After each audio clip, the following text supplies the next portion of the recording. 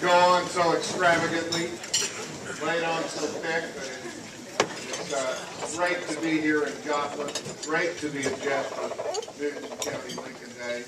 You know, I did something today that was one many days of his life that is uncharacteristic for me, and that is I woke up in Washington, D.C. this morning.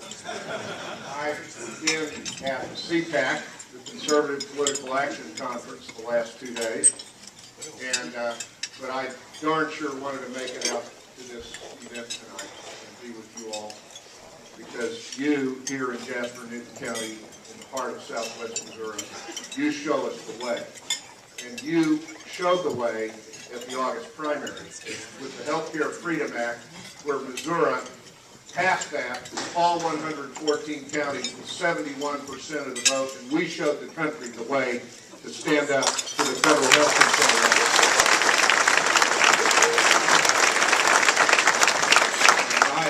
I will never forget that, and I went over to the Department of Health and Human Services yesterday to try to get an appointment with Kathleen Sebelius, the secretary there, former governor of Kansas, you may remember, now in Obama's cabinet, and she wouldn't see me. Maybe the reason she wouldn't see me is because I've sued her in a constitutional challenge to overturn the federal health control law. And we're going all the way to the Supreme Court in that. She did make available one of her deputies, and I tried to give him some good old Missouri common horse sense. I'm not sure it penetrated though. The guy was from Harvard, and he had worked in the Obama campaign as a regional director, so it may have been a good seed on stony ground. I'm not sure, but anyway, I told him how we feel about things out here in Missouri, and I am so proud that we Missourians showed this year not only what I just said, but we showed that we'll respond to strong leaders. We made the right decisions in the election just ended. I've been at this for a long time, and I don't know about you, but I've never seen an election like we had on November 2nd, 2010, and I'm very proud of the result.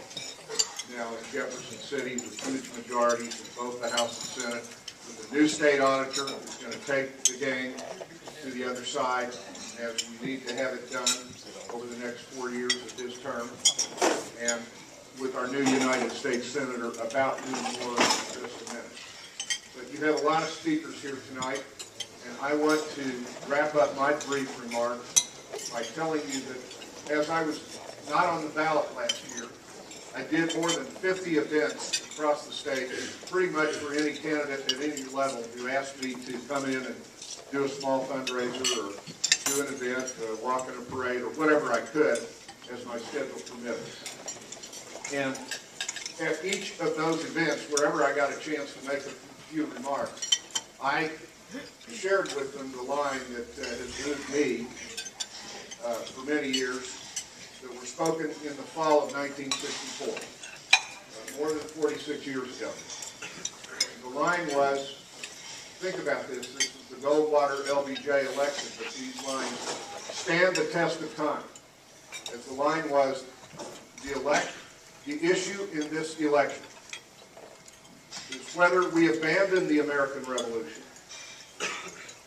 and confess that a little intellectual elite in a far distant capital, whether we confess that that little intellectual elite in a far distant capital can plan our lives better than we can plan them ourselves. That was the issue in the 1960s, and folks, it's the issue today. It's why we stood up on health care with the Healthcare Freedom Act and showed the way and lit a prairie fire that is spreading across this country. And since the November election, I went to, you might say, almost enemy territory. I went to the Ivy League campus of Columbia University and Yale to debate health care.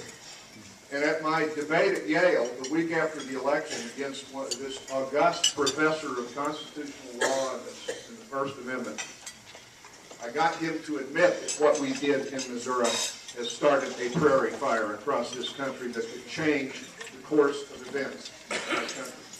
And of course, the man I just quoted from the fall of 1964 about the issue in the election then, that is the issue in our election now, was a man who some said was a washed-up B movie actor named Ronald Wilson Reagan.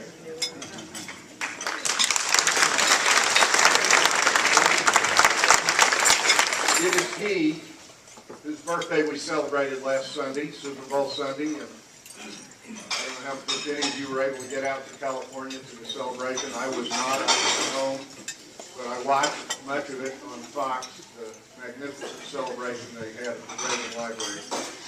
And I would like to close my remarks with some Reagan wisdom that I think is timeless as anything from Abraham Lincoln, whose name is on our dinner tonight. That's Michael Barone writing about first governor, then President Reagan, said Reagan was a believer, as all previous American presidents were, until the one we have now, in American exceptionalism. That is, that America has a divine purpose in the world. That doesn't make us better than other people. In fact, it imposes on us unique burdens that are providential in nature. And Barone goes on to